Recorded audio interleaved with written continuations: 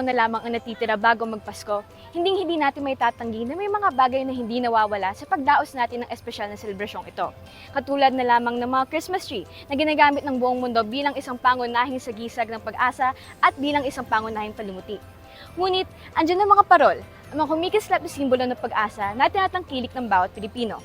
Paano nga ba ito nagsilbing liwanag sa gitna ng dilim? Umpisa natin sa pinakasimula.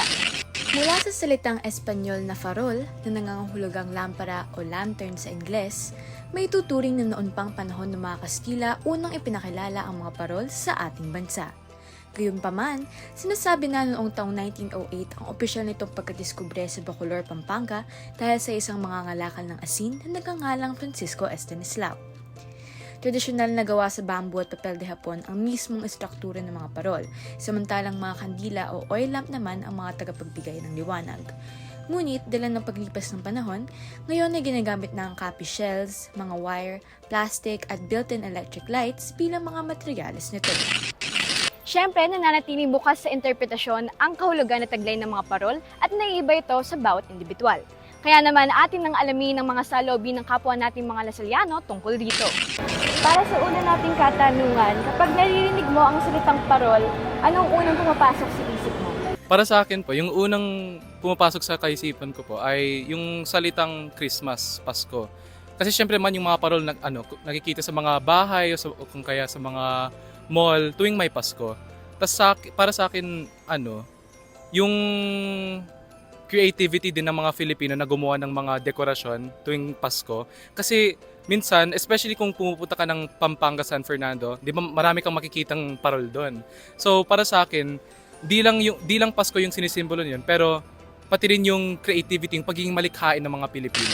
Sa inyong palagay, ano ang sinisimbolo? Ano yung symbol na pinapahayag ng mga parol? Ganun din. Pang at first na yung inisip ko ay yung pang star sa parang kwento ni Jesus and ganun. Pero the more I get older, pang iniisip ko is pang symbol siya ng how we celebrate Christmas in the Philippines. Kasi for us we start celebrating Christmas since September. So inisip ko tuloy na every September nagsastart na nakita ko yung mga parol. So Sa iyong palagay, bakit kaya importante ang pagkakaroon ng mga palamuti o dekorasyon tulad ng mga parol ngayong Pasko? Para sa akin, sa totoo lang, yung mga Filipino, yung mga Kristiyano, they're very symbolic. Kaya may mga Our Lady of or gano'n. O kaya tuwing Pasko may mga Belen tayo, symbolizing yung pagkanak ni Jesus. So, in that way, through visual means, parang sineselebrate namin yung Pasko. Like not just the typical westernized type of Pasko, pero yung totoong kahulugan ng Pasko, yung kay Jesus, yung pagkanak niya, and yung pagtiting niya dito sa mundo. So, yung mga Kristiyanong Pilipino, talagang maano tayo sa simbolo, mga simbolismo. Pag-asa, pananampalataya, pag-ibig at marami pang iba. Tunay nga na hindi lang dekorasyon ng mga parol, kundi simbolo na rin ng katangi-tanging diwa ng pagmamahalan at pagkakaisa.